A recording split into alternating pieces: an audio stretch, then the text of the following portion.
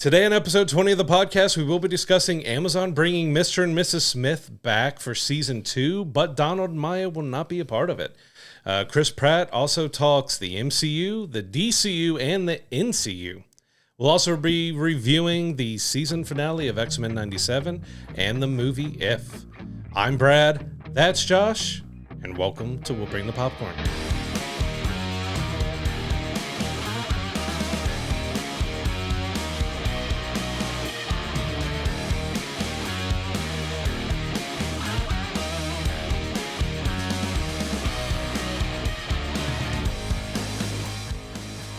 There were a lot of upfronts this week that we want to dive into right off the bat here, starting with Amazon. So one of the big stories that's come out this week is Nicolas Cage has signed on to do Noir based on his character that he voiced for Spider-Man Into the Spider-Verse.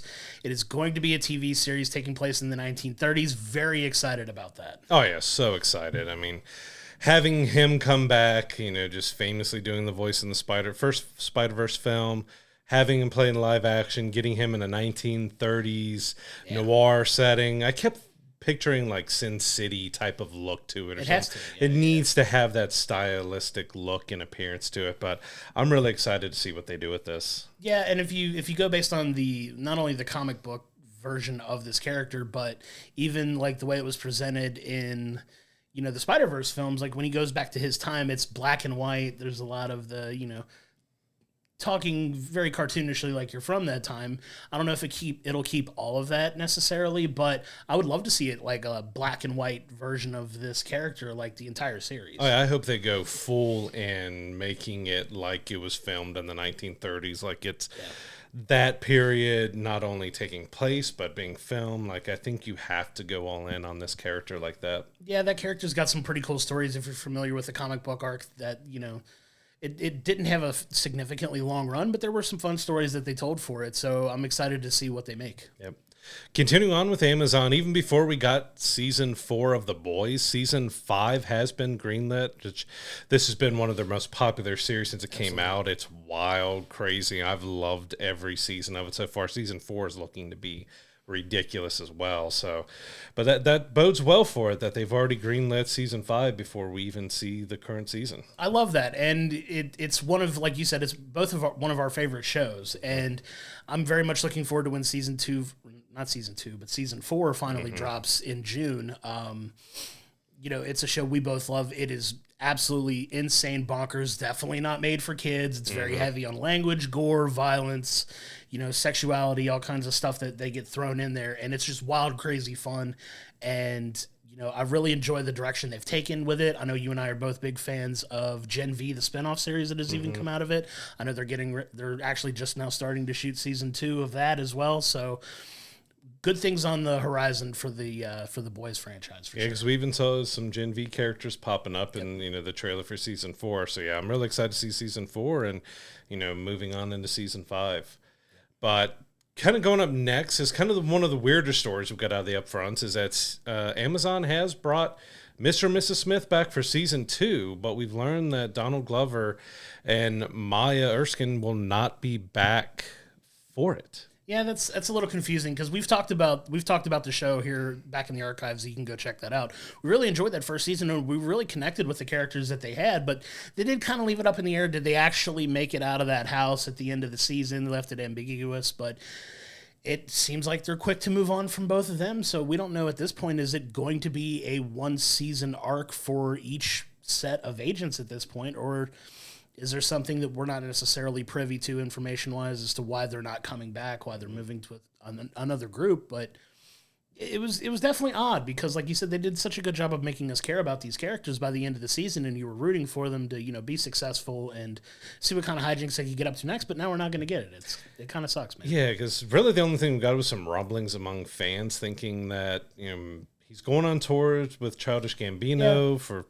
like 4 to 6 months or longer, that maybe that just didn't align and they wanted to push forward with it. But we'll see if we end up hearing exactly what happened to Mother not coming back, or if that was their plan. They're just going to do a new couple, a new Mr. and Mrs. Smith every single season, which could be fun, but it's also hard if you leave on a cliffhanger or you get really connected to these characters, just like, all right, we're just moving on. Yeah, it's kind of jarring. It's a little unfortunate, but, I'll definitely check out the next season when they go, when it comes out. And as we get more information, obviously we'll share that as well. But I'm a little disappointed just because, like you said, we got super attached to these two. Donald Glover's a brilliant actor as well. Maya Eskren did a fantastic job in this season too. So it's a little bit of a bummer that they're not coming back, but we'll see who they get for the next season and, what kind of story they're going to tell for that. Yeah, because I wasn't really sure about them doing this series because the movie was fun, silly, over the top. You had Angelina and Brad Pitt and everything, and you rebooted it with Donald and Maya, and like, okay, we'll see how this goes. And they won me over. Like, what really got me really into that show was that dynamic that they had together. So it is kind of sad to see that they're not returning. For sure. And, like I said, we'll see what happens with the next season when it comes out. Yep. Speaking of returning, though, Jake Gyllenhaal will be returning for Roadhouse 2 at Amazon. It did gangbusters for him for streaming. I think one of their highest streaming or the highest streamed movie on their service. So they're moving full steam ahead into a sequel. Yeah, I mean, that's not surprising given how successful it was. I still haven't checked it out yet. It's on my short list of things to watch next, but very, very mixed reactions. A lot more leaning towards the negative maybe, but the fact that so many people watched it, it's going to be another one, whether you're ready for it or not, but it's going to get made, and we're going to get it. I enjoyed it enough. It wasn't perfect or great, but it was worth a watch. But I still have that love for the original, which itself wasn't great, but that connection with Patrick Swayze and everything else, it just had that classic that there's just those films that stick with you that you saw in, that are younger ages. Sound so old right now, but, it sticks with you. So it was decent. But I'll be curious to see how they move forward with doing a second one. Yeah, I'll definitely check that out and form my own opinion for sure. Another thing that came out of the Amazon upfronts was we finally got some news about the Legally Blonde TV show. It appears that it's going to take place with Elle Woods as a high schooler, so it's going to lean more towards the teen aspect of Elle Woods before she, goes on to college and, becomes the lawyer that she becomes. They, I believe, didn't give a date necessarily for when that was coming out, but at least we got some news about it. Yeah, I think we got to moving forward. I don't know when it's going to start filming, but it's kind of good to know that for the fans of the series. It's been a long time since the last movie. Reese is involved, so we weren't sure if she was going to be returning or not, because there still is that long-standing Legally Blonde 3 movie that's been talked about for a while. We still don't know if we're going to get that or not, but at least you're back in the universe. You love those movies and stuff. They were silly, fun movies that really helped skyrocket her even more. Like she was going up then, but those movies were a big hit for her. And it also spun off into a very successful Broadway play as well, because the Legally Blonde musical is done amazing as a touring musical as well. So, the property is still very popular, and fans of that, I'm sure, are going to be excited to see that when it comes out for sure. But a total 180 from Legally Blonde is they also announced a live-action Tomb Raider series, which is exciting as well.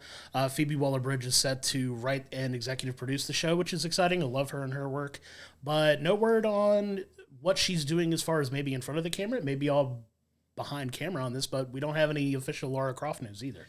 Yeah, Tomb Raider's kind of been in that limbo because we got the kind of rebooted movie. Of course, we got the Angelina Jolie's, and now we got one that was more based around the latest video games that went younger, went a little darker with lore, which I really love the games. And the movie wasn't bad. I would have loved to seen what they could have done with a sequel there to really get more connected to what the video games were doing with Rise of the Tomb Raider and all that, to really get that grittier, darker Laura in there. But maybe we'll get that with the series now.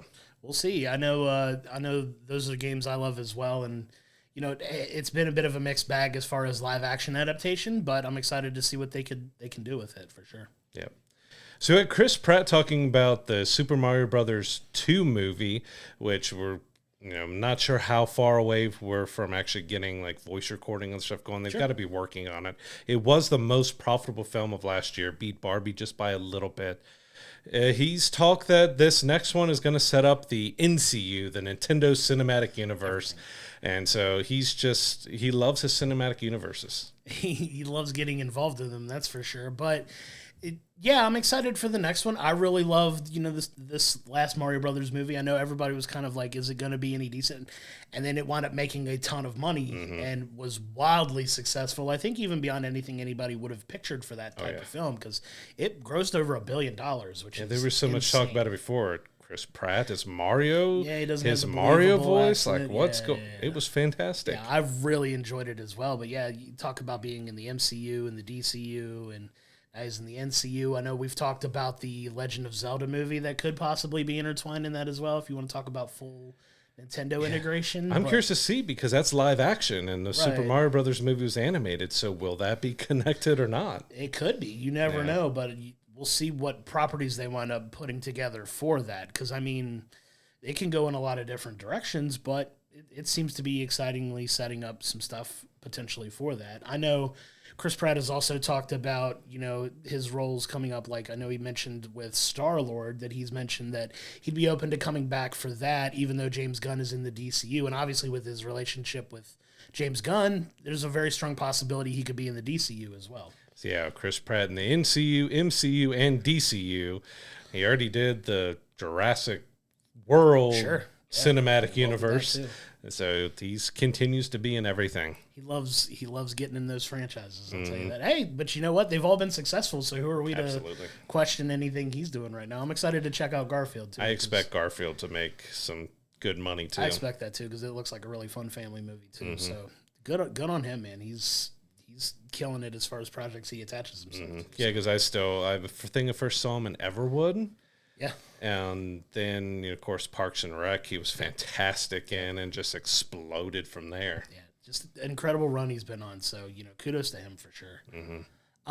Moving into a brand new film that's been announced, Mahershala Ali and Tom Hardy have been signed on to star in a film called 77 Blackout. It's going to be directed by Cary Fukunaga. It is basically a crime thriller about, the city that never sleeps losing power and is plunged into chaos and lawlessness. It sounds like a pretty fun premise for a film. Great, light family film. You know, take the kids, have a lot of fun. No, I mean, it sounds good, but it is definitely going to be a dark movie. That's both of them are fantastic actors. I'm ready to see him as Blade. Like, please get him filming Blade already. Yeah, it sounds like a good premise for a film. Both are fantastic actors, like you said, but it's a pretty cool project, an original project that they sound like they're signing on to work on, and I'm very excited to see that when that comes out for sure. Another project that I'm excited to check out is that a Christoper Lee documentary is in the works. So it says it's going to explore a lot of his life before acting, which includes his time during World War II, tracking down Nazi war criminals after the war. And if you don't know much about his life, I mean, he lived into his, mid-90s? Yeah, he did long life. Heavy metal music. He was, of course, in the Lord of the Rings and the Star Wars prequels. Like, he's been in, I forget the number of movies, like hundreds of films through his lifetime. And, of course, he just had that iconic voice to him and just that the look, the stature, everything. Like, he was a guy who was seemingly bigger than life for being a tall but smaller statured guy. You want to talk about living your life to the fullest? Like, that man served in the military. He made a ton of films. He made a metal record, which is insane. Go check that out. Obviously, most people remember him as, Saruman from the Lord of the Rings films. That was probably easily his biggest role of his entire career. And he did that in his 70s. Like, that's not insignificant, you know what I mean? Like the man lived an unbelievable life. So I'm very excited about this, this documentary that's going to be made about, his life, and just to put it all into one thing to check out. And just the man was fascinating, because if you do any research you can on the man, and you'll see what I mean. Like the guy lived a life. Yeah, I can't wait to see what they put into this and what stories are able to tell through everything that he lived through. Yeah, he is not dull at all when it comes to his life and what he went through. Yeah, very, very, very excited for that. One of the things we've talked about kind of ad nauseum lately, just to completely pivot into a different subject, though, we're talking about these streaming services bundling together, right? So we had another one that was announced today. It was kind of interesting because it's multiple companies coming together to put a bundle package together for Peacock, Apple TV Plus, and Netflix. So 3 completely different companies are coming together for like a bundle service that the way they announced it is going to be at a vastly reduced price, and I have no idea what that means. Yeah, because to corporate might be $1, $2 off. Like, right. What are we really going to see? And is it just allowing you to you're going to have 3 separate subscriptions just at the bundle price, kind of like ESPN Plus, Disney Plus, and Hulu and stuff does. But it is curious to have that, to have these different companies coming together between Apple TV Plus, Peacock, and Netflix, bundling them together. It feels like we're really getting into a new era of streaming, because they're all looking at different ways of getting live sports and getting different content on their streaming platforms. We got Disney Plus doing channels and ESPN coming to it. Like, they're really looking to see how they can change the streaming services, but a lot of it is kind of going back to cable, because cable, get your regular channels and regular service, and you can bundle all the other, Showtime and Cinemax and HBO and bundle all that. It does feel like we're kind of going back to more of a cable-like system. Yeah, it very much feels like that, and I know we've talked about it a lot on here, but it's very topical because it's still like evolving. We have another story we're going to talk about later with more bundling and more companies coming and working together and putting something out there. That one seems a little bit more streamlined through potentially one service based on it, but like it felt weird because, like you said, there are 3 different companies that are offering a bundle package for their own, but it says at a vastly reduced discount. So what? I want to say just an average account for each of these amounts to what, $30 a month maybe? What are you going to get it for, $25 a month instead or something? Like what's that going to? I'm guessing they have the cuts be evened out between the 3 services. It's weird how it's all coming together. Like it feels off if they're not like conglomerating into one giant thing, but it sounds like it's a bundle package, because kind of like these other companies have their own bundles for individual services. Like we talked about, Disney with Disney, Hulu, ESPN Plus, all bundling together, but it's under the same umbrella. These are 3 completely different companies. Like, how does this even come to be? Is there going to be different levels to it too? Because we know with Netflix and Peacock, there's ad supported and there's ad free. Apple TV Plus for now is still kind of one offering. Are you going to have to pick and choose to see which one you want? And you're going to have some varying in that, because, of course, they're going to advertise the very cheapest package is what you'll get it at.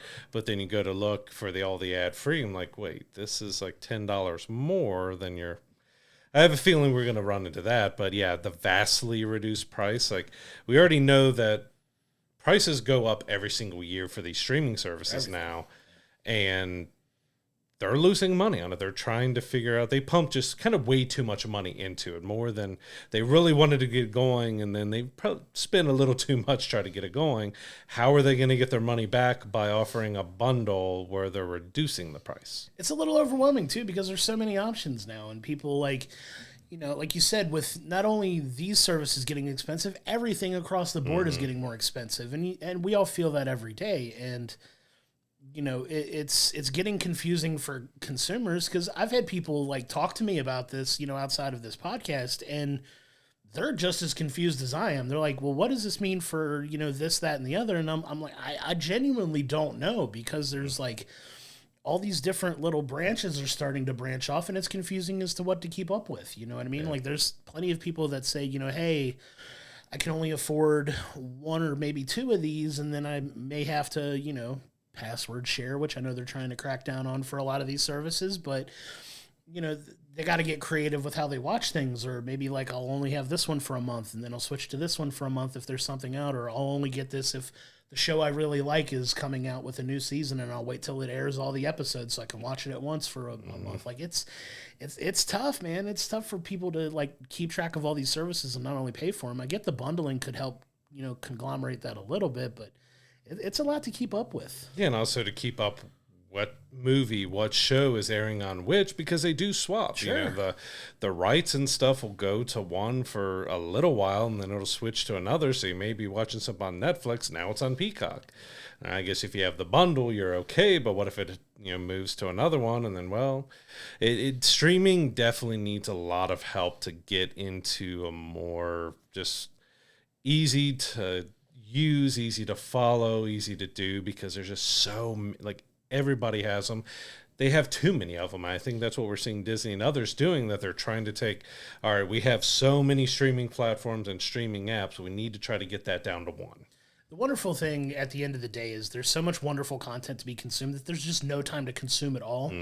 But for these companies, it's like, you know, people are having to pick and choose what they put their time and invest their time in, and it may not necessarily be their service. So I get in some ways, we're talking through it, it's starting to make a little bit more of a business sense as to why they're doing it, but it's just so much for just the average, you know, everyday consumer to keep up with everything. It's kind of frustrating. Yeah, you have quite a lot of people who will say, all right, this season of my show is coming out on, say, Netflix, dropping all the episodes this month. I'll subscribe to Netflix for a month, watch it, unsubscribe, and they'll bounce around like that. Like, it's one way people have gotten around how much everything has cost. Like, well, I'll wait until my shows are out there, all of it's out there, then I'll subscribe and I'll binge and go through it that way.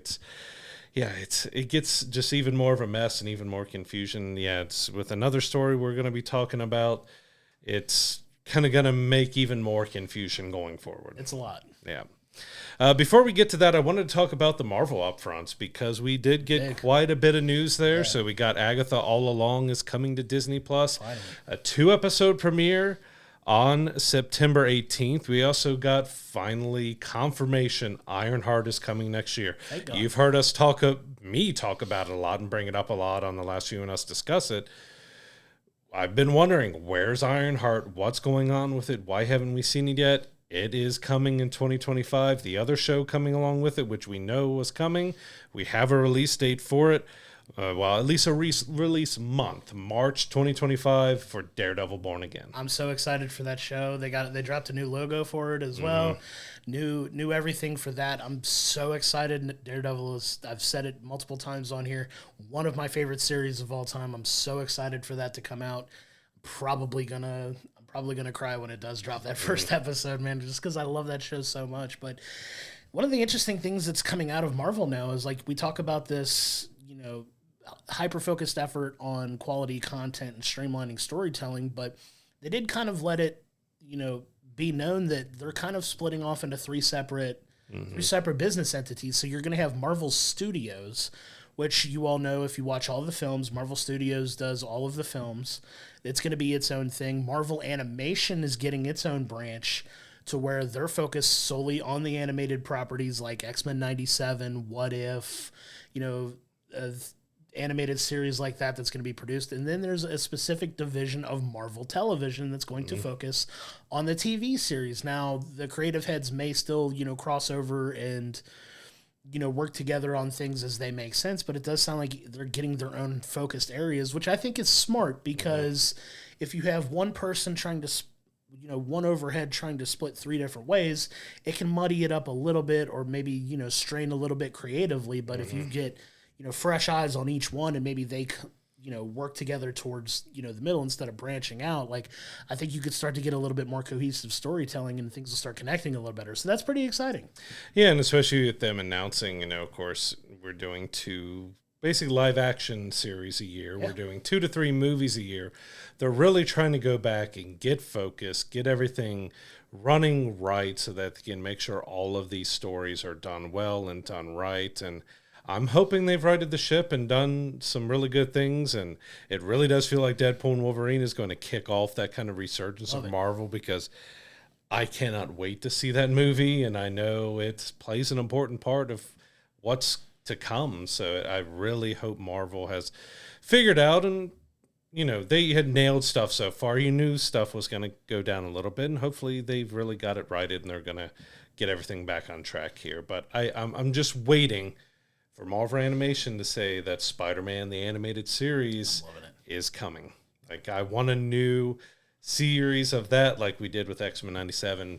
Bring Spider-Man back. I need it. Lastly, here with the Fantastic Four, we did get news that Natasha Lyonne has joined the cast. We don't know who she's playing, but man, we've really got a stacked heavyweight cast for the Fantastic Four, and we still have very few details. It's going to be starting to film at the end of July here, so we're not that far away. The biggest thing I'm wondering is, how are they going to keep stuff under wraps while this films? Because everybody is waiting for the Fantastic Four. I know, because they're such an integral part of, Marvel overall. They're called the first family of Marvel for a reason. They're like the biggest individual property not named Avengers, right? So they finally got their hands on it. Everybody's excited. Pedro Pascal's signed on as well. All the actors that are going to be a part of it. And Natasha Lyonne joining the cast is great, because I love Natasha Lyonne. She was brilliant in Orange is the New Black. Absolutely. She's done a lot of really incredible work off to the side of just that here lately as well. So having her in the mix as well is very exciting news. Yep. Yeah, that cast is stacked as it is. We still don't even know if Doom is going to have a cameo. We got some casting news to come there, but yeah, man, I cannot wait for the Fantastic Four. That's going to be exciting, and definitely one to keep an eye on. Moving into some films that we've been keeping an eye on. I know you and I have both been keeping an eye on for a while. We got some release dates for some films that we're excited about. So 28 years later, we've talked a lot about that movie, and it feels like we finally have a release date. It is going to be hitting theaters June 20th, 2025. It's going to be a crazy summer next year. Oh, man, it's shaping up very nicely. It's going to be wild, so looking forward to checking that one out as well. We also got news that Mortal Kombat 2, that's been in the works, has got a release date of October 24th, 2025, so a little bit later in the fall of next year. That's exciting. And then one of the big DC properties, Supergirl Woman of Tomorrow, is coming out June 26th, but 2026, so it's coming out in 2 years. I know they're hard at work shooting the Superman movie right now. They're going to pivot to Supergirl after that, and that's coming in 2026. So a lot of big time movie release dates got announced this week. I was excited for it. Really excited for that. Mortal Kombat 2, I'm really looking forward to. I enjoy the reboot that they did here, and they said they've listened to fans' feedback on what they liked and what they didn't like from the first one, and they seem really committed to keep giving the fans something just fun and really matching up with the games. And I really enjoyed the first one. I want to see what they do with the second one. Yeah, that's gonna be a fun one for sure, because they really nailed a lot of the casting on that. I'm excited to see what story they tell with the next one. But visually, it was a beautiful film. I know, the previous ones, the first one that they tried to make was pretty solid, and then it just kind of derailed after that. But the reboot they just did, we were pleasantly surprised with how good it was, and I'm excited to see the next one. Yep. And Supergirl, I'm still a little apprehensive of, because I enjoy James Gunn. He's done some great things with Marvel, but DC has been a little bit of a mess lately. So they've got a lot of work to do. Even when they put out the photo of Superman, we got our first look at Superman. He's sitting in a chair with something on the background, kind of putting his boots on, and just people were not letting go. Memes everywhere. You got Godzilla shooting in the background, and the internet is undefeated for a reason. They had a good time with that, and hopefully, but of their own doing, right? So DC has got a lot of makeup work to do to kind of win back a lot of fans that are of, that love these type of comic book movies. They shot themselves in the foot repeatedly, and they got to do a lot of damage control now. So hopefully, with James Gunn kind of helming the storytelling aspect of this, that they can redeem themselves. And I'm cautiously optimistic that they're going to do so. Yeah, because the first shot we got of Henry Cavill Superman was in front of that bank vault, and he's, you're seeing the specimen that he is, and then we got kind of a wrinkly suit, putting boots on, so maybe wasn't the best choice to do that shot first. I still think he looks great. Sure. You got to see, if you looked hard enough, he's got the red trunks on and everything. Yeah. So I'm looking forward to it, but there is some I'm reserving myself a little bit, because DC does have a lot more than Marvel to figure out. Absolutely. So in some other movie news, we have Kirsten Dunst and Daniel Bruhl have joined Keanu Reeves in The Entertainment System is Down. So this is a social satire film about a flight where the entertainment systems go down and chaos breaks out. So this could be a lot of fun. It seems silly, wacky, over the top, but kind of the craziest thing about it, they bought a plane to film this movie in. Which is crazy, because one, planes aren't cheap, but two, when I hear the premise of the film, my mind immediately goes to that viral video of "that man is not real." I go right to that, and I'm hoping we get some kind of variation of just people losing their minds on this plane because the internet's out and they can't watch TV on a flight. I also go back to Airplane. Yeah, the airplane 100%. films. Yes. As soon as I heard it, I saw them shaking Keanu and slapping him and moving on, or sweating. Kirsten being smacked by them all, and like, is this a quasi little airplane I love it. adjacent film? Like, they could do something similar, fun. Like, you just don't know how silly and crazy and over the top they may go with it. Like, for the premise alone, it sounds like they're going out there, but it could be a lot of fun. I mean, if it's half as brilliant as Airplane, sign me up now. But I mean, you put Keanu Reeves in anything, and I'll watch it anyway. But it does sound like a pretty fun premise for a film. Sure, definitely one to keep an eye on. Yep. One of the shows that we both really enjoyed lately is Fallout, and the star of that show, Ella Purnell, has been cast in a new horror film called The Scurry, but it's got a little bit of a ridiculous premise, right? So the film's about a parking lot attendant who has to use a set of skills that she has to survive, but that skill set, it's a band of killer squirrels. So do with that information what you will. Horror and a band of killer squirrels can be both hilarious and terrifying depending on how they present it. But Ella Purnell's a fantastic actress. We love her in Fallout. Spoiler alert, we're going to be talking about that next week, but it's definitely a weird premise. Yeah, she was great as a voice in Caine and everything else. Like, her star's really rising, but to see that this is her kind of next move after Fallout was like, my mind immediately went to Elf, where they're all sitting in his office and they're discussing the children's book themes. Like, so what you got? And they're just throwing out. This feels like one of those stories that we're like, we got killer squirrels. All right, let's go with it. Let's do it. I'm See if you can get me a storyboard for it, and we'll go with it. Like, it could be a lot of fun, but it just feels like one of those. They were just throwing stuff and saying, hey, let's see if we can make a movie out of this. Why not? Let's just throw it against them. It's like you said. It's like when they do improv and they like take a bunch of phrases, throw them in a fishbowl, and as you're doing dialogue, you just pick it out and read it. All right, premise for a horror movie: killer squirrels. We're like, all right, I guess that's what we're. I guess what's that's her what we're job? with. Park attendant. All right. Fair enough. And go.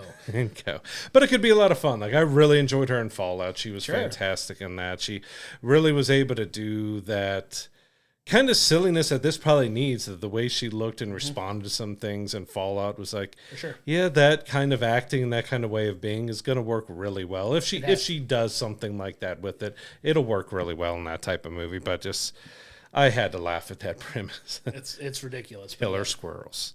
So the last upfronts we want to talk about is from Netflix. So we got Will Ferrell is bringing his first scripted comedy series to Netflix called Golf. He's co-creating it. He plays a golf legend. They also greenlit Happy Gilmore 2 kind of at the same time. We kind of knew that was in the works. It's officially happening. Will we get Will Ferrell and Happy Gilmore meeting up maybe in one of these shows or something? I'd be all for it. I mean, it seems like an opportunity to bring Will Ferrell's and a golf legend and bringing Happy Gilmore back to not have them meet up. It's crazy to think because he had such a long career on SNL, and obviously he's been the film star that he's been for the last couple decades, that he's never done scripted television before, like a series anyway, outside of maybe a one-off cameo here and there on a show, but he's never done it, and the fact that Netflix got it is a big deal, right? Because he is one of the all-time most popular, comedic actors, and the fact that he's coming and doing a TV show and Netflix has the rights to it, it's kind of a big deal. Absolutely. They also got Keira Knightly. She's going to be doing a film adaptation of The Woman in Cabin 10 for Netflix. So Netflix is really going at a big variety, and some big actors are coming onto the platform. But the other one that kind of we talk about with this disjointedness with things is Netflix is getting NFL games. So they're going to have the Christmas Day games. And, if you're an NFL fan, now you got to look at all right, NBC, CBS, Fox, Netflix, Amazon, ABC. Peacock, ABC, ESPN, NFL Network. There's 10 different services or channels or platforms to watch these games on now. Yeah, and the games that they get are huge games because they finally announced the NFL schedule this week, and one of the big games they're getting is Pittsburgh and Kansas City. That's going to be one of the big games as well. They are also getting, I want to say Baltimore's playing that day. Yeah, Ravens and Texans. Yeah, Ravens and Texans, which were both playoff teams last year as well. Not to get too big into sports here. But the fact that they're getting those Christmas Day games, and they are big deals, so you got to figure a little bit of that Netflix money is coming into play here. And getting some big, what are going to be end-of-season matchups that could potentially have an effect on the NFL playoffs are going to be on Netflix. So if you don't have a Netflix account and you want to watch the games, there's another hoop you have to jump through to get your NFL fix, which is crazy. Yeah. But it's, to your point, with, you know, it started with the WWE with them. We wondered if they were going to do more in sports. Here's your answer. We got what, Tyson next month or 2 months away? I believe it's in June. But yeah, Tyson and Jake Paul first weigh in or something and stuff. Crazy. Like, they've just gone all in. They did the Tom Brady roast. Mm-hmm. They've done a lot of stuff, but I'm torn with this. It's great for Netflix. Sure. But I'm so torn because there is almost 10 different areas you have to go to try to watch an NFL game. So you got to be like, all right. And then you mix in the international games where they're playing in London and games are going at 9 a.m. for where we're at. Yeah. It's like, okay, most games 1, 4, or late at night. Well, we got 9 a.m. and, you know, which network is that on and where am I watching it and what day of the week? Because we're going to have Saturday games and Sunday games and Mondays and Thursday and Friday. It's like, it's just becoming crazy to even follow your own sports. It's just, where do I watch them? Where's my team playing this week? Yeah, it's going to be a lot to keep up with, but it sounds like Netflix is throwing their hat in the ring too. So I guess good for them, but it's a lot for people to keep up with. Yeah. The last big announcement Netflix had is that we finally got confirmation that Squid Game 2 season 2 is coming this year. We're getting it in December. No solid release date on that, but I am kind of looking forward to that. I enjoyed the first season. It was wild, crazy, just crazy is kind of the best way I can describe it. Absolutely. It was way over the top, and I want to see how they're able to do that because it's a lot of stuff. Like, this could have been a good one and done type of series that had the shock value, had that interest, and now they're coming back for season 2. I'm hoping it can kind of live up to what the first season did. It probably won't, just because of how huge everything got with that, but I hope it's a decent enough season 2. I think it'll do surprisingly well. That was lightning in a bottle with that show because it came out, I think, at the perfect time at the height of the pandemic. You know, so many people were at home looking for stuff to watch, and it blew up. Like, it was insane. Like, I remember people talking about it, and I hadn't seen it yet, and they were like, "You got to watch the Squid Games. It's absolutely insane." Everyone was talking about it. Everybody was talking about it, and I finally watched it, and I got what the hype was about because it's a lot of fun. It's a good watch. You know what I mean? I really enjoyed it, and looking forward to season 2 as well. And I can imagine it's going to do really well as well. Really ratings-wise, it's going to do really well. I just hope season-wise and story-wise that they were able to turn out something, because we haven't seen anything on it. Like, I assume it got filmed last year or early this year, or it's still early in the year, but it had to be filmed last year, and we haven't seen a thing on it. Yeah, they've kept it under wraps pretty well, and it's exciting. You're finally getting it. It's going to be at the end of the year, and it's definitely one that a lot of people are going to be tuning in for. Yeah, Netflix has a lot to look forward to, but I still don't know how I feel about them having NFL, but we'll move on from that. It's happening whether we wanted to or not, unfortunately. Yep. But one thing that we both love is the John Wick franchise. John Wick has announced another spinoff film that they seem to be branching out a lot of these. This is one I'm very excited about because I didn't know we were going to actually get this, but one of my favorite characters in the recent ones is Donnie Yen's character, Caine, is getting his own John Wick spinoff film. So there's an exciting announcement coming out for that, and I couldn't be happier. Donnie Yen was amazing as Caine. He Absolutely. did such a good job in that movie. So yeah, I'm so interested to see what they do. I would assume we're, of course, getting kind of a prequel or something like that. Yeah. But it was an interesting character. He played it so well. Fantastic. And played it off so good. He's incredible. So, yeah, I'm all in for seeing this John Wick spinoff. The ballerina I'm into as well, but, it's kind of a smaller character that you didn't really get to see as much in there. And then they went back and they're refilming and adding a lot more action to it, so you're not very This one, I think, out the gate is looking like it's going to be a really solid property for them to bring. It sounds like it has the opportunity, in my opinion, to be probably the most violent of them, the most action driven, just because of that character and the things that he was involved with. And like you said, he did such a good job in that last film that I'm super excited about this. I had no idea they were even gonna revisit this character again, and here they are. He's getting a film, and I couldn't be happier about it. Yes, John Wick, everything. It became so popular. They're going to try to get as much out of it as they can, but far, I'm liking what they're putting, what they're announcing. Let's just hope there's quality behind what they're putting out. For sure. We're going to wrap things up with talking about kind of the last streaming bundle that just came out not too long before we started recording here that they announced, is that We've kind of talked about in the past that Fox, Warner Brothers, and Disney were going to do a joint sports service. We now have a name for it. It's called Venu Sports, which very generic. It's kind of a generic name, but it's going to have ESPN, TNT, and Fox Sports together in that service. But this is also another, like, well, you're going to watch ESPN on ESPN Plus, or you're going to watch it on cable, or you're going to watch it on Disney Plus, or you're going to watch it on Venu, and same thing for Fox and TNT. Like, we're getting all these bundles, but then it's adding stuff. So are we going to start getting exclusive stuff from ESPN that's only on Venu, or stuff that's only exclusive to Disney Plus, and we get even more fragmentation? Like, well, did you watch this on ESPN? Well, which ESPN? Yeah, I mean, I get the need for this in some sense, because I know a lot of people are, will only watch TNT because the NBA is on there, or will only watch Fox Sports because they have hockey or college basketball or whoever, whatever sports they're carrying as well, and they want like something specific sports-wise. This at least sounds, trying to give them a little bit of credit for this, it sounds like it's something that's going to be streamlined through one app, and it's just available for all of these networks on one app, as opposed to like things that are being bundled together, but you have to go to 3 separate places to watch it. It seems like it's all going to be funneled through at least the same application. So I kind of get it. Like I said, it's got a very generic Venu Sports. Like, okay, like, did it take somebody 10 seconds to come up with the name for it? Good for you. But at least it feels like it's going to be consolidated into one service. You can be like, okay, I can watch ESPN here. But to your point, it's another thing we have to pay for.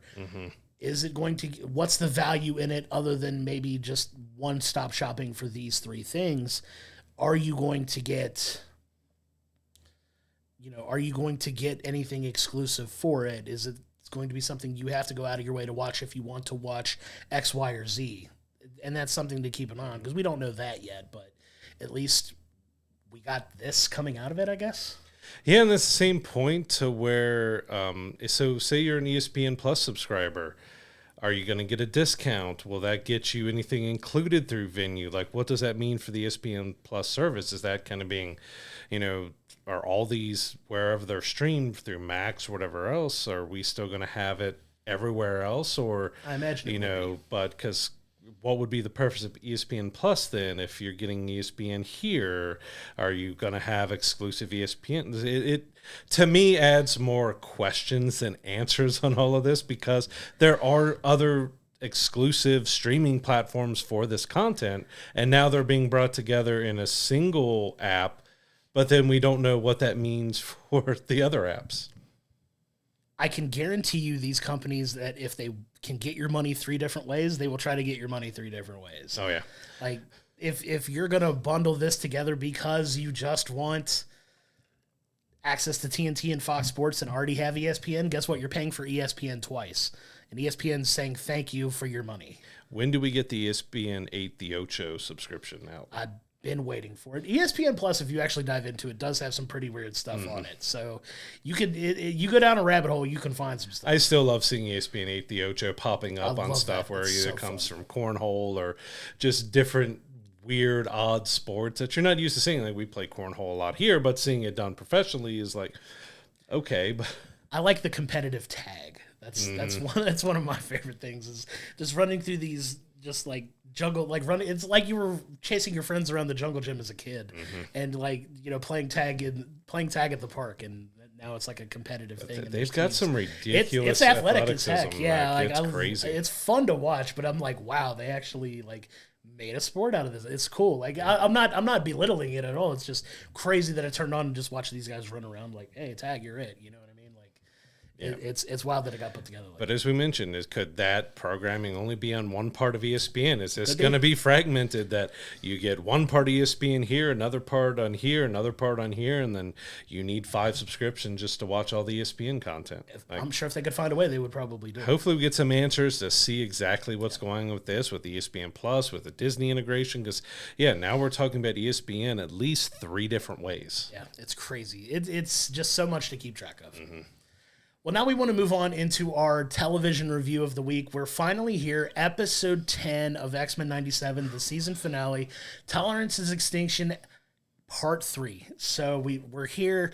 We're at the end of this amazing first season, and it doesn't let up at all. There is so much emotional complexity in this episode, a lot of action, a lot of incredible dialogue. The dialogue in this episode is unbelievable. Probably just dialogue alone, my favorite episode of the season, just because there's so much happening and so much going on that they do a really, really good job of moving the story to a point that makes sense, and it sets up what we know is going to be multiple seasons of this show with a pretty crazy ending. Yeah, and what we will, again, preface this with, there's going to be a lot of spoiler talk. It's a season finale. There's a ton of stuff that happened, a ton of stuff that it sets up. We've got to be able to talk about everything. So if you haven't watched it yet, come back to us after you've watched it, because we don't want to spoil anything for you, because it's worth getting, that first look at all of it. But we basically picked up right where part 2 ended. We've got Wolverine is a bit bandaged up, but he seems to be hanging on in there. Magneto is still hanging in, but Professor X has trapped him in his own mind, and we've got some great talking points between them two inside his mind, and we just get Professor who says, if you won't do it, I'm going to take over your mind and I'll fix things. And he does. He forces Magneto to kind of, I guess, reverse his EMP on the planet and brought the power back, but that was just skimming the surface of what we were going to see out of this episode. Well, yeah, I mean, we can kind of break this down arc by arc, because there are multiple threads in this episode that, that they navigate, and one of them is this psychic connection between, Professor Xavier and Magneto. Obviously, they're longtime friends. Stubborn as Charles is, he's trying to make Magneto see the error in his ways of, maybe destroying the Earth isn't the best idea. I mean, who'd have thought? Shocker. But, they go through this incredible, psychological evaluation of Magneto here. And, Charles basically trying to convince him, hey, people are worth saving. We understand you went through this incredible tragedy as a youth where your family was taken by Nazis and, killed in the Holocaust and things like that, and it shaped your view on humanity for the rest of your life, and understandably so. But, he has this deep-seated distrust for human beings not accepting mutants, and a lot of the ways through even this season, he's proven to be right. Magneto was right is a tagline from a previous episode, but, Charles at this point is trying to still compel to his, hey, he makes a really beautiful analogy here. It says, something along the lines of, I'm going to butcher the wording because I won't get it right, but, just because you don't resemble each other doesn't mean you're not family. What I mean? Family can mean multiple different things, and we can be that family for you, that's worth fighting and worth saving. And they go through this beautiful, just rush of getting him to let go of that anger and still, focus on, creating a future that works with both mutants and humans living harmoniously. And, by the end of the episode, Magneto kind of snaps out of it and, processes his emotions and his anger and his things, and he kind of gets on the same page by the end of the episode, which is wild. And it was just a beautifully told story. Yeah, and outside of that, we went really heavy and deep into Bastion and what he was after. We got a lot of monologuing. We got him kind of laying out everything he was doing, saying that, he sees that humans can be good, but maybe they're too good. I'm trying to save them from themselves. A lot of, not only the way Bastion talked, but a lot of the ideology and everything else that was talked about reminded me so much of Ultron, 100%. Especially James Spader's Ultron and Age of Ultron. Definitely really felt like we had a mix of Ultron and Bastion here together, and got a scene I was kind of expecting, but I was so happy to see that, he's sitting here talking to all of them, he's got them all captured and telling Beast and them, if my mother would have thought differently or didn't distrust the professor as much, I might have been one of you tied up right here. And we kind of get that, that if, his mother took him to Charles, but she had this distrust, and he could have been one of the first X-Men. But, coming out of the water when he's, in the middle of his talking and everything's going, we have Jean as the Phoenix rising out of the water. Such beautiful animation. Love the look of it, but just Jean, you're not gone. Right, yeah, and you get this incredible villain monologue, as you say, very, very stereotypical villain. Like, well, I've got you. I'm going to tell you my grand plan and why I'm doing what I'm doing, justifying all of my actions. Yeah.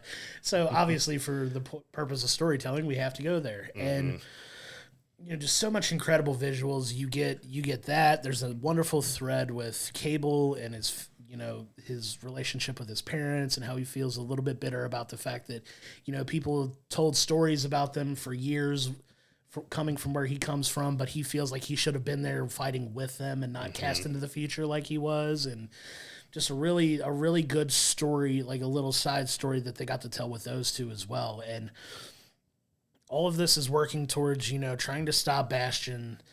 There's a very cool scene with Cable as well, where he's trying to go after Bastion, and Bastion rips his arm off, his metallic arm, and absorbs it to create like this. He beats him with his metal arm after he rips it off. I didn't want to get too violent with it, but he takes it off, beats him around, slaps him around a little bit with his own arm, which is very insulting. I feel that was to touch on that because it just showed Bastion just didn't care. He's going to treat anyone and everyone like he wants. I mean, he even turned his, own mother into a weapon. Yeah. He just did not care about anyone or anything, just to rip a guy's metal arm off, beat him with it, and then absorb it to get this archangel type of crazy suit on him. It was wild. Yeah, it was wild transformation. And you get, obviously the battle trying to stop him and everybody coming together to try to trick him. There's a very fun Trojan horse situation, which I appreciated as well. Bastion thinks he's calling on his Sentinels, but what he doesn't realize is that Beast and Forge have taken over one of the Sentinels, and now it's working for the X-Men, and they're trying to trap him down. And, there's a really cool scene where, the foot of that Sentinel's trying to crush Bastion, but he's holding it at bay. And, he's vulnerable to a direct hit from anybody. And obviously Cyclops has got that super powerful blast that, he could try to finish him off there. But he's like, no, we're going to walk the walk that we always, preach. We're going to try to walk the walk here and offer him an opportunity to redeem himself a little bit. Like, hey, there's still a chance for you to be one of us here. Like, you don't have to go down this route. And obviously it doesn't. Yeah, I want to talk a little bit about that fight sequence with him because we got some things that I felt was really great to see because, as you mentioned with Cyclops, getting this just powerful blast on him, through the Fox properties and stuff and some other instances of Cyclops that he kind of became a whipping boy a little bit. And we've got to see a layered, powerful Cyclops, but I love seeing Jubilee get kind of her moment because she chops off his wings and obliterates his face, and she got to show that she's more because even Bastion makes a joke like, what are you gonna do, hurt me with the 4th of July or something? Hurt me with the 4th of July. Yes, she is. But one of my favorite moments of that was Rogue, who gave the line of his name was Gambit, remember it, as she's slugging him and hitting him. But I just felt there were so many great moments in that fight for, Rogue, we feel in live action wasn't kind of given the proper take on it. Now we're getting back to seeing that powerful but vulnerable Rogue, and we've got Jubilee showing she's not just fireworks, and Cyclops showing it just did such a good thing to round all of these characters. Yeah, and you even get a really cool moment with Roberto finally acknowledging the fact that he is Sunspot, and you get this really cool him embracing his mutant powers and stuff because he was ready to give up too at one point, and he just finds that strength to fight and join the fight, and he's super powerful too. It was slightly funny because he's like, I just learned my powers yesterday, so I'm just gonna, I'm not a part of this here. But I'm not gonna be abused. Yeah, he does end up showing up, which was a great moment, and it just popped in my head just about how many cameos we got in this episode because the first one was going to talk Morph. about that next. Yeah. Morph gives us Mr. Fantastic. We got a little cameo there, but. I mean, man, we got Iron Man, we got Captain America again. Let's throw a little context behind that because at this point, they're trying to hurdle, this asteroid that Magneto is, threatening to destroy the Earth with. You're getting it actually hurtling towards the Earth at this point, and it cuts to some awesome stuff where you have, like you say, a whole bunch of cameos start happening at this point because you have, Cap and Iron Man in the room with the president of the United States going over the Magneto, what do you call it? The Magneto protocols. Mm-hmm. And then you cut to the street and there's Daredevil helping people and fighting along and doing, really awesome stuff. But it's the comic book Daredevil with the DD on his shirt and he's in the full red suit and it's just super cool. But then you have things like Doctor Strange in the hospital performing surgery, but he's doing it as a sorcerer with all the spells and stuff, just really cool stuff and just so many awesome cameos. Yeah, we got the animated series Spider-Man in the last episode. Well, now we got Peter and Mary Jane looking at a TV screen in this episode. So yeah, there were so many, as the war for the world is being raged on Asteroid M, they gave a good look at people on the ground and what they're doing, even like Omega Red and Silver Samurai and Black Panther, even having a speaking part for Black Panther was great to see, and having him talking to the president on what he thinks. So many great nods to other Marvel characters, but I also love the Iron Man suit was the 90s Iron Man suit. They didn't do the modern version of it. It was a classic Iron Man suit. The all yellow body with the red trim instead of the other way around. I thought that was really neat too. But yeah, you get all these incredible cameos too that aren't just oh, hey, they're here, but they don't really do a ton outside of it's a cool moment, but hey, it's hey, we get to see all of these things. And it works to the point where you get this conclusion to this battle with Bastion where, at this point, Magneto snaps out of it. It looks like Bastion may win.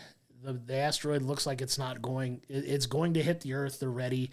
The Magneto protocols do get invoked. There's missiles that attack the asteroid that are attempting to blow it up out of the air, and it's unsuccessful. So the asteroid's still looking, and at that point, everybody's ready to give up. Magneto snaps out of it and is like, all right, I'm here. I'm all in. I'm ready. He picks this thing up and raises it back into the atmosphere at this point to, get it out of harm's way and stop it from hurting the Earth. And you get this insane explosion and everything disappears. Yep.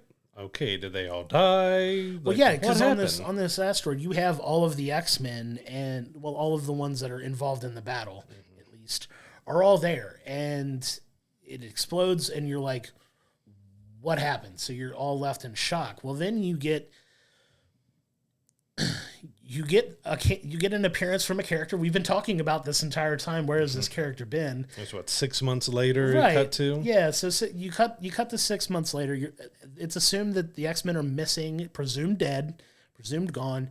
You cut to Forge working on a board with everybody's faces, just kind of resigning to the fact that all of these people are gone. But very Days of Future Past board. Very much a Days of Future's Past board. And in walks Bishop, who has been conspicuous by his absence this entire time. We're ready for him to make this grand entrance, and we get Bishop walking in hey, Forge, how's it going? I'm like, where have you been? 6 months, X-Men are gone, the world was almost blown up. Hey, Forge, how you doing? Hey, guys, where has this guy been the entire time? You ready to go save him? What? He's like, what are you talking about? And he kind of lets the cat out of the bag here. They're not gone. They're just scattered throughout time and space. And not the same time and space. Right. Some are in the past, some are in the future. Yeah, so we get the first cut at the end of the episode is to the past. So we get half of the group. I believe it's, Beast, Magneto, Xavier. I want to say it's Cyclops and Jean. No, Cyclops and Jean was with they were in the future. The future, yeah. So in the past, it was the other half of the group, and they wind up in ancient Egypt. They get attacked by some warriors in there, and they're fighting this mysterious character with a shroud over his face. And if you know anything about the history of the X-Men, spoiler alert, we kind of know what's coming. But eventually, they all regroup there, and they find this mysterious hooded figure. They kind of save him, incapacitate these warriors, and they're like, hey, we see you're fighting bravely. Who are you and what do you do? The reveal. Yeah, he pulls down the mask and he gives I forget his comic book name. You're asking me, the butcher of names? Yeah, the name. But it's Apocalypse. Yep. So they find Apocalypse, who is the original mutant in ancient Egypt, and That's insane because you get obviously the first reveal of Ancient Apocalypse. We were wondering where the next season's going to go, who's going to be the big bad. Well, guess what? Apocalypse is here. So. Yeah, because if you remember the original animated series, they have done the Apocalypse storylines a couple times. Yep. It was only an episode or two. Right. You know, it was very condensed, but that they're going back to Apocalypse now definitely seems very interesting that they've brought him in, which I absolutely love. But on the other side, with the rest of the group, with Jean and Cyclops and them, they're kind of this tribe lost within them in the future. And, you know, a young boy comes walking up and they say, "Hey, Nathan, come."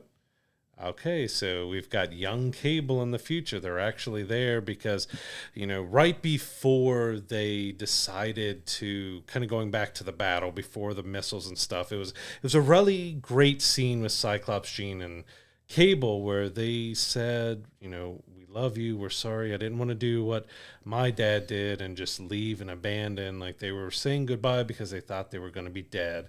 They're saying their goodbyes to Cable and then jump to them being teleported to the future. So and now there's their young son, you know, of course, which Jean was the mom and everything else, all that craziness. But, you know, he's there. That's Nathan as a young kid. Which is crazy, and we'll see where that picks up for them. Before we jump into like the last little bit of the episode that I'm excited to talk about as well. It's just a little two word phrase that gets uttered at the very end before it cuts to the credits that makes me laugh because Beast is such a fun character and he speaks so properly, and it makes me laugh every time. You look over the horizon and they see this city that's this very ominous apocalypse looking city that he's built here in the past, and you just get a 2-word "oh dear" from because they know, like they've dealt with Apocalypse before in the animated series, like you said, they're aware of who he is, and they see him and they're like, "oh dear," and then it cuts to it cuts to the credits. But if you stick through the credits, spoiler alert here, you get what is definitely going to be the big setup for the next season, which is a cutback to present day Earth. And you're in Genosha, and you see a character. We know who the character is because, you know, you get a little bit of a reveal in Ancient Egypt before, but it's Apocalypse rummaging through some ruins in Genosha, and he, you know, pulls out a clump of dirt from his hand, and he kind of blows away the dirt, and he reveals a King of Hearts, or was it a Queen of Hearts? I think it was a Queen. Maybe it had been a Queen of Hearts, but a card in his hand. And if you know anything about the comic book storylines of some of our characters, obviously cards are associated with Gambit. So this appears to be setting up what's going to be a very exciting season 2 with Apocalypse as the big bad that they're going to have to deal with. And one of the things that's amazing about this is one of our favorite potentially Horseman Gambit being involved with season 2 of X-Men. Yeah, get Gambit back as Dark Gambit as a Horseman of the Apocalypse is going to be wild and crazy. I'm ready to see what they do with Rogue with that because that was very heavy with them on that type of story because you know, he's going to be trying to kill her and not recognize her and seeing if we are able to get our regular Gambit back. Because as we've mentioned, Gambit and Rogue are 2 of my favorite X-Men characters of all time, because of the animated series. And so that's why I remember it. Episode 5 wrecked me with Gambit going and everything we've seen Rogue go through now. And then, well, he's not quite back. And maybe we did get a little foreshadowing of that when Professor X had that vision where we saw Gambit go to the skeleton and bones. We thought maybe, that's because he's dead, or maybe it's because he's rising again as Dark Gambit, the Horseman of the Apocalypse. And yeah, I'm curious to see where they go with this because, as I mentioned, they've done the Horseman and the Apocalypse storyline in the original animated series, but it was only an episode or 2. So if this kind of expands a full season, I think that's going to be so much better for that overall storyline with Apocalypse and let it build and go. But please give me season 2 right now. Like, I'm ready for it. I want it. This series was so amazing. I loved everything they did with it. They brought it back, paying homage to what was there before, to the 90s, to the comic books. I just felt like they did such an incredible job. It's so good. I can't do it justice enough. We've tried to explain the episode as best we can, but it still doesn't do it justice to actually have to go and watch it because it's so beautifully told. collectively, and it's definitely worth a watch. This episode is a little bit longer than the others. It's closer to 40 minutes as opposed to the 25, 30 minutes that we've doing, with good reason, too, because it's definitely needed the extra time to get all these threads to the finish line to kind of set up where we're going, which I'm more than excited for. We don't have a release date yet for season 2. It's been being worked on because they have mentioned doing potentially 2 and 3. At this point, so we're getting multiple seasons, which I can't be thankful enough for that. But yeah, like you said, I want that now. Yeah, I'm so ready. So all 10 episodes of X-Men 97 can be watched on Disney Plus now. Check it out. It is fantastic. We can't recommend it enough. Even if you weren't a fan of the original 90s, or if you weren't alive for the original 90s animated series, give it a go, because it really told a great, well-rounded, dramatic, funny, action-packed story that deserves to be seen. Yeah, and you do not have to have seen the originals to know or to even jump on and be on board. I've talked to some people that have watched it that did not get a chance to watch it, and they're hooked on it just as much as we are. So that speaks to the power of the stories that they're telling, and we're pretty excited Moving into our film review of this week, we watched If. So this is John Krasinski's imaginary friend tale with, you've got a huge cast of guest stars with the voices and everything. Like, so many different people were part of this movie. But I've got to admit, this movie caught me off guard. It was not exactly what I was expecting from it, because it hit at a much deeper, emotional, kind of heartfelt level that I just wasn't really prepared for. So If follows the story of Bee and her dad, and about kind of what they've gone through in life. So there's been some tragedy that's happened. He's having a surgery that he needs to have done, so she's spending some time with her grandma. But spending time with her grandma kind of opened up some things from her youth that she had forgotten about. You know, she's 12 years old now. She kind of feels, because of all those tragedies, that she's grown up now. She's not a kid. She's a grown-up.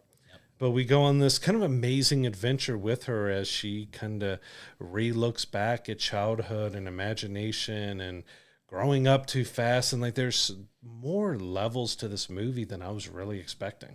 Yeah, and I want to give some flowers to the girl that plays Bee. It's Cailey Fleming. So if you've watched anything Cailey Fleming's been in, she's most probably popular for being starring as Judith in the Walking Dead series. Fantastic young actress. She does an incredible job in this. Absolutely. Just, dealing with a lot of the emotionally complex stories that they're trying to tell here. These emotionally complex, feelings and thoughts, and, just dealing with tragedy. And, like you said, she's trying to grow up feels like she's grown up more than she has, but she finds a little bit of a purpose here. So she, discovers these imaginary friend characters that are, out and about looking to reconnect or find a new kid before they're forgotten about and gone, right? So she finds this purpose. She teams up. She finds Ryan Reynolds as well.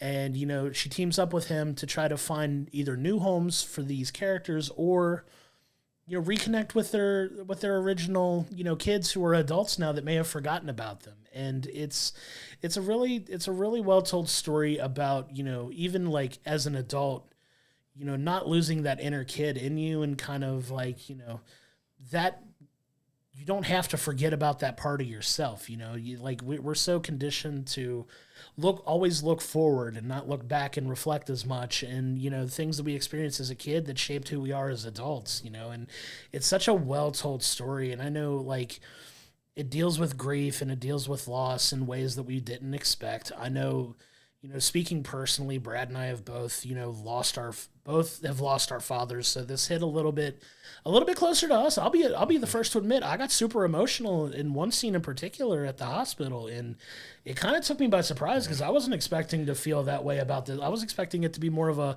it is. It very much is a lighthearted, like, campy kid's tale with some fun jokes and some things like that. But it hits on some more serious subjects, too, that I think adults will appreciate.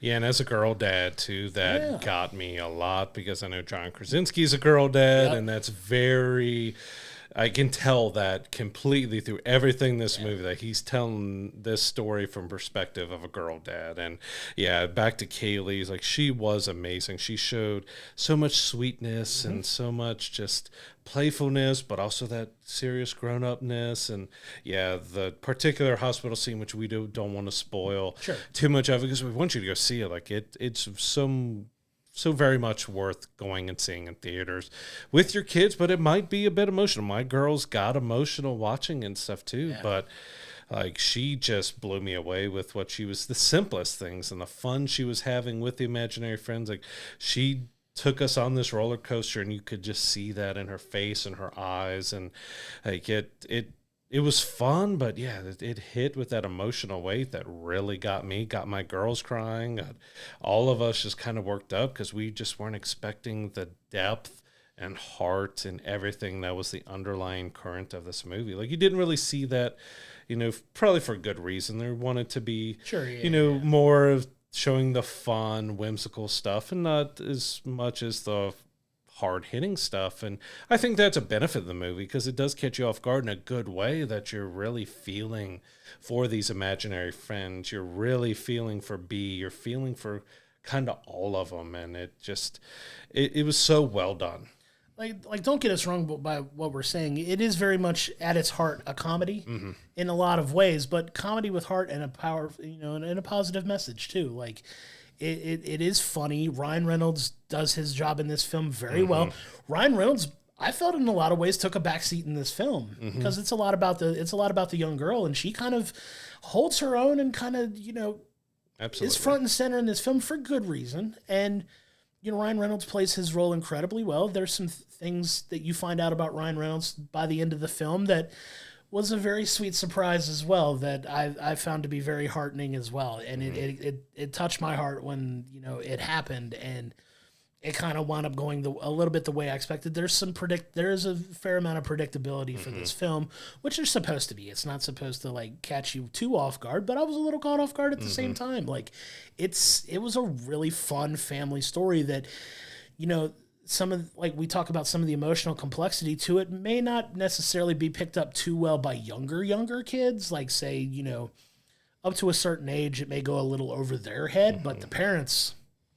Yeah, because I had a talk with my girls afterwards. Some nuances and things that they probably didn't get because of their age and everything, but, adding that level of complexity. But yeah, like, it's star-studded guest cast for the imaginary friends. I mean, you had Emily Blunt, Matt Damon, George Clooney, Bradley Cooper, Awkwafina, so many different, and they were all so funny. And even John Krasinski got in doing a fun, quirky voice for one of the characters. Like, the imaginary friends were so fun and over top, but they also got their chance to get you a little emotional as well. Yeah, because at the end of the day, these characters just want to have that connection. They don't want to be forgotten, right? So it was really well done and really well, put together, and it hits a lot of different emotional notes on it. And I was very surprised by that, because I wasn't expecting it to be as complex of a film it was. I was like, okay, we're going to go in this. It's going to be a lighthearted, campy adventure, have some laughs.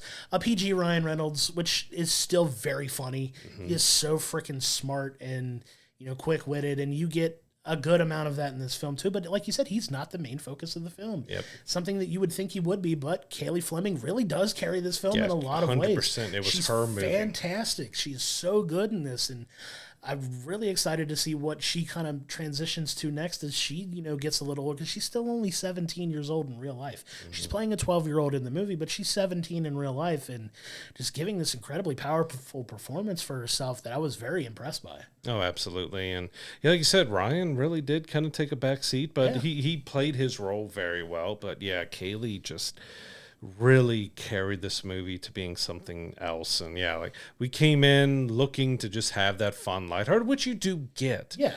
But I mean, there is this undercurrent with the emotion and everything else you get through. And John Krasinski, does have a role in the movie, which is really fun. And he gets to be goofy, but also a little serious. But he's, there's a purpose to what and how he acts, which is really important to the story and everything. And yeah, we even get, so pay attention to the credits after the movie rolls, because, you know, there is an if in the movie named Keith, but he's an invisible if. Like, what kind of kid would have an invisible if?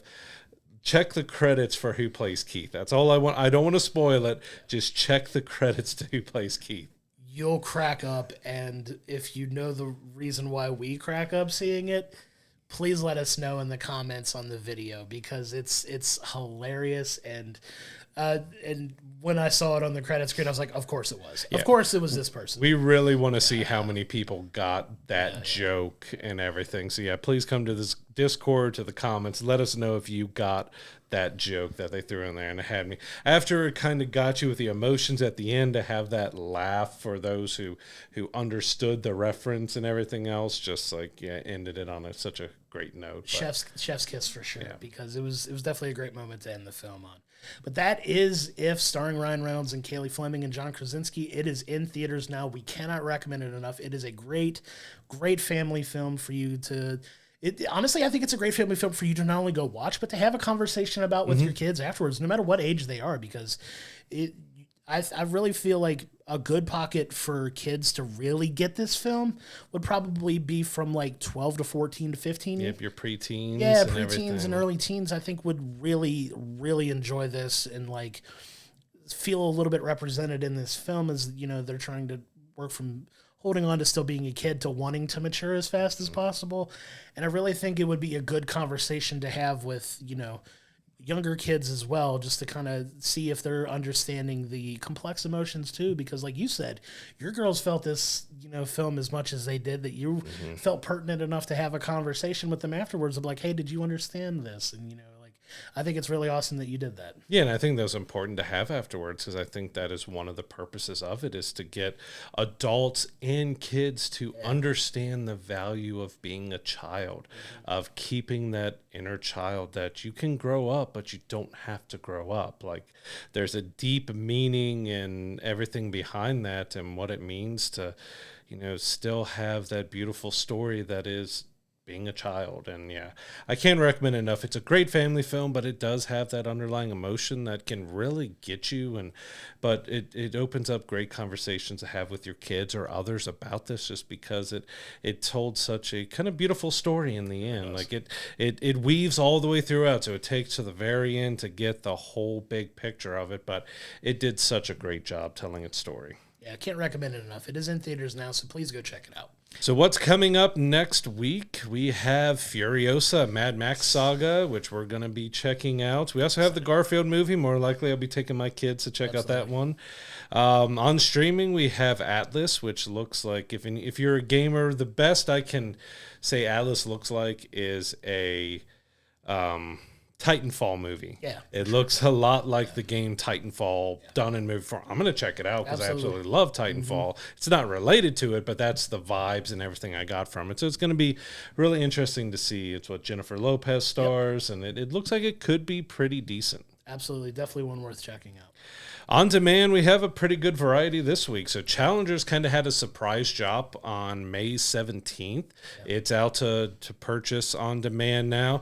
We also got Boy Kills World. You can check out a review of that. That was such a fun, crazy, ridiculous, over-the-top movie if you want something just to laugh and be silly with, but also extreme violence. Yeah. That's your movie.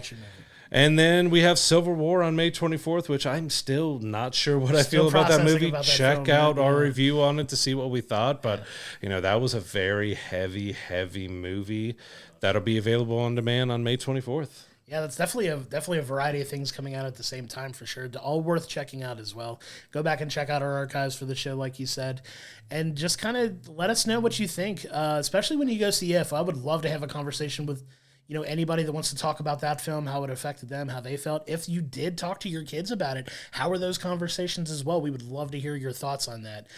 And coming up next week on the podcast, we will be reviewing not only Furiosa Mad Max story, but we're going to talk about the Amazon series Fallout. So Brad and I have both had a chance to check that out. It's very popular right now. One that we both, really enjoyed, and we're going to talk about at length how we felt about the entire season. So it won't be an episode by episode breakdown of it, but we're just going to kind of give our overall thoughts on the season as a whole. So very much looking forward to that. But until next time, I am Josh, he is Brad, and we'll see you on the next episode.